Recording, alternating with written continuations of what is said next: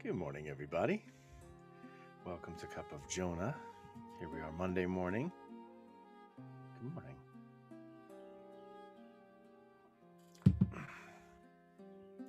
Happy President's Day to everybody out there. All that means is some of us don't have to work today, which is nice. So as you know here, morning Infinite. Morning Ted. Thank you for the repost, Infinite. Do remember to repost if you enjoy it. And then don't forget, of course, to check out the Phone Booth Podcast.substack.com, where all of your favorite lunatics have all their various podcasts. So it's a lot of fun. Now today, as you saw from the title, perhaps, the chapter heading is, the chapter is titled, That in God There Is Nothing Violent or Unnatural. Tomorrow, so as we know, we've been talking about remotion, right? We've been using terms and saying, okay, well, is there the ability to move or the ability to change? We call it passive potency. Is there composition? Is there matter? We're trying to purify this concept that we have of God in our minds. So now when he says something violent or unnatural, we'll see when we read it through it, but he doesn't mean, I don't think, what we're talking about with like violence. The first meaning of the name violence is not what we mean. Violence means something that goes against the nature. Similar to how like we would call a deformity in an animal, like if a dog is born without a leg, without one of its legs, we would call that a evil, but it's not a moral evil, it's a physical evil. So we don't always mean these words exactly as our first concept of our first reaction of them. So let's be attentive to that as we read. From this, by this he means that there's no composition in God. That's what we talked about on Friday. So from this, if there's no composition, Aristotle concludes that in God there can be nothing violent or unnatural. Everything in which there is found something violent and outside of nature has something added to itself. For what belongs to the substance of a thing can neither be violent nor outside nature. Now, nothing simple has anything added to itself, since this would render it composite. Since then, God is simple, as we have shown, nothing in him can be violent or outside of nature. Furthermore, the necessity of coaction is a necessity from another. But in God there is no necessity from another. He is necessary through himself, and the cause of necessity for other things. Therefore, nothing in God is due to coaction. Now, that comment before, in the paragraph before about something outside of its nature, if God is his essence,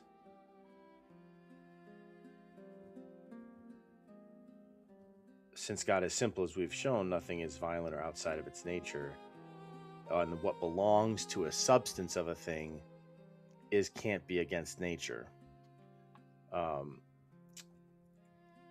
That's interesting because it's kind of touching on what we'll get to later about when we go to actually try to understand more precisely. We're gonna end up saying that not only is God his essence perfectly, he is his essence, but we're also going to say that that essence is existence. So we'll see. It's kind of neat. We're going to show, we're going to examine all the ways in which those are actually necessary conclusions for us because God is the unmoved mover, that first unmoved mover. Those other things flow naturally from that and are necessary conclusions. As is this idea of having something against nature in God here. So again, wherever there is something violent, there can be something beyond what befits a thing through itself. For the violent is opposed to what is according to nature. So he means violent in the sense that it's not in line with its nature. It's opposed to its nature. So like I was saying, if a dog is born without without one of its legs, that's a problem. So that we would call a violence because that's against its nature. If a bird is born without wings, we wouldn't call it a violence or something unnatural if a man was born with wings. A man isn't supposed to have wings. In fact, quite the contrary. We would call it a violence or a mutation or something, a physical evil, you could say, if a man was born with wings, because it doesn't belong to our nature. So that's what he's getting at.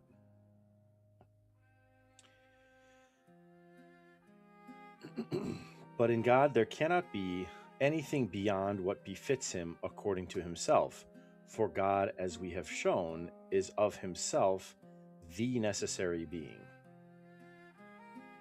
There can therefore be nothing violent in God.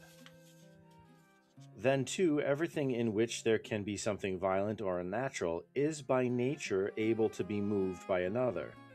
For the violent is, quote, that whose source is from the outside, the receiver being completely passive.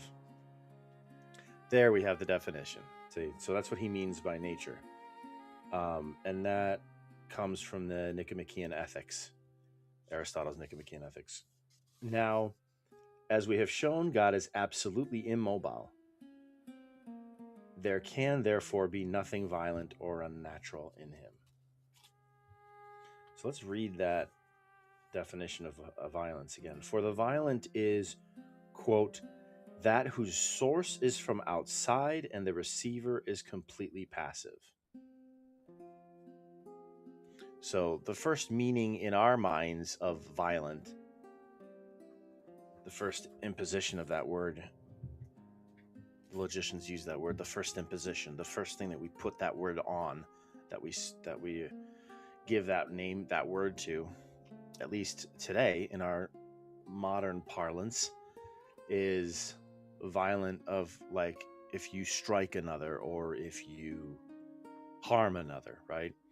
And that actually is true of the way that he's using it as well, but that gives a good illustration. Something where the source is outside of something, is from outside, and the receiver is completely passive. So in this sense, he would say as well, in this sense, that the stone that you throw that's a violence to that stone. That's unnatural for that stone. It's natural for that stone to rest on the ground, And if you throw it upward, that goes against its nature. Briefly, it'll return, but that's something that, according to this definition, would be violent. And the reason he's saying that that can't be in God is because we've said that there's no change and there's no passivity in God. And both of those, violence in the broad general sense that he's using it here, means that one person is acting on another, but there has to be the ability to receive that action, the potency that violent one, so to speak, is activating in that thing, right? So it's interesting. And then from here, tomorrow,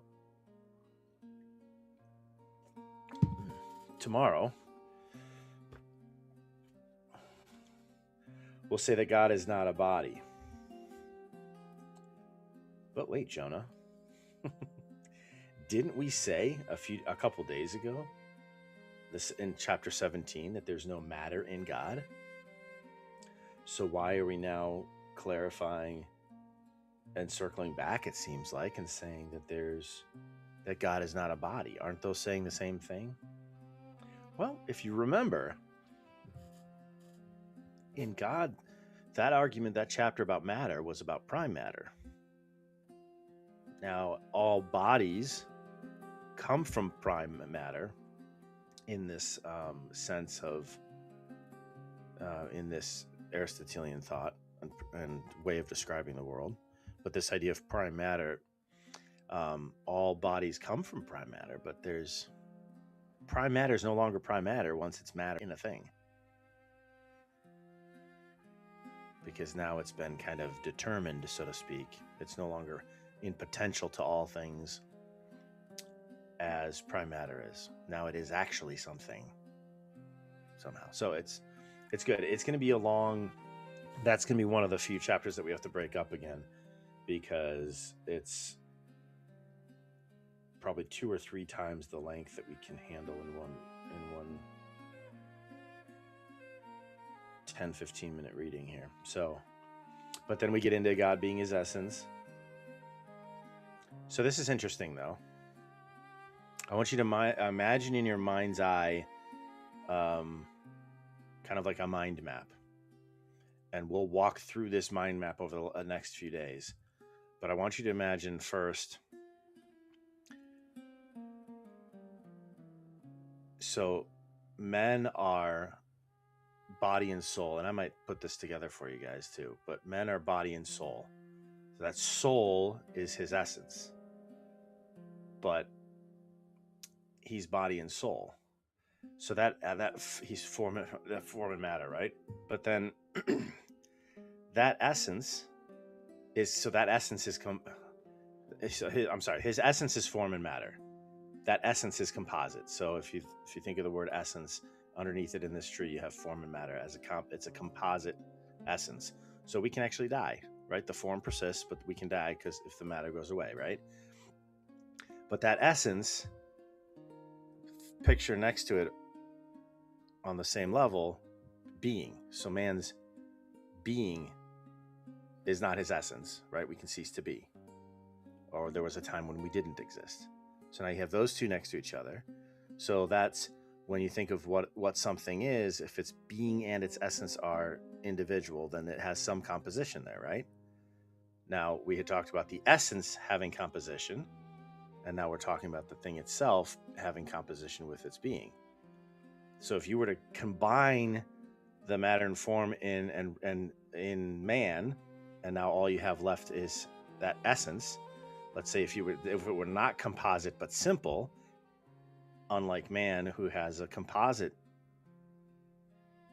essence, that's an angel. That essence combined with being, that composition there is how we would describe an angel's existence and being, right? But then remove another level of composition and bring those two together, and you have God. So God is simple in that his being and his essence even are combined. They're identical. So then the first level of composition, of complexity, takes you to how an angel is in their being and their essence. There's composition. And then more complex still, our essence is combined spirit and body, form and matter. So I don't know if that clarified things, or I don't know if that helped at all, because I'm describing a visual I see in my mind. But that's what the next few days of this book are. First, we're going to be like, he's looking over at that essence corner, and he's saying, well, is there a combination here? Is there a body here? Is it body and soul? No. Okay. And then he's going to say, okay, well, the essence, what is God composite on this being side as well? No. So then he's working our way up that tree, so to speak, over the next couple days. So it'll be very interesting. But again, I remind you, share this video. I really appreciate it. I appreciate you all joining me here this morning. And don't forget, of course, the phoneboothpodcast.substack.com. Lastly, as a reminder, for those of you who'd like to join, I'm starting with a couple of the folks from the Phone Booth Circle. We're starting a 5 to 7 day. We're not sure exactly how long we're going to go yet, but 5 to 7 day extended water only fast. So that'll be starting Wednesday. Tomorrow, if you decide to do this, this invitation is asterisk with your doctor's approval or whatever. You're adults, but I have to say that. You have to be careful primarily in breaking the fast is the primary thing, but is the most important thing. But there's so many health benefits, so many discipline benefits, so many spiritual benefits, so many intellectual benefits in terms of clarity of mind when you're not eating. So it's gonna be really wonderful. But we're starting Wednesday, so tomorrow I recommend folks cut out all carbs and sugars today and tomorrow, at least tomorrow, if not also today. Eat primarily meat tomorrow, unless you're vegetarian and no one's perfect. It's okay. No, but just cut out the processed foods and everything like that, because if you don't, then on Wednesday you're going to be crashing off the sugar highs and the carbs and things like that, and it creates those cravings that are more intense. So if you come in satiated with red meat or eggs, if you're not a fan of red meat, make sure you eat a good amount tomorrow. Just a normal amount is fine, of protein and like foods, and then that'll make the fasting quite easy, actually, especially if you have mineral water and fasting salts or something like that. Then if you feel hungry at all in the first 2 days, then a little sip of water makes the hunger go away. So it's actually not really that difficult if you prepare correctly, and then have some mineral water with you, some fasting salts. It's perfect. So, all right. Well, without further ado, thank you for joining me this morning, as always. Don't forget to subscribe to the Phone Booth Podcast.substack.com, and I will see you tomorrow for another cup of Jonah. Cheers.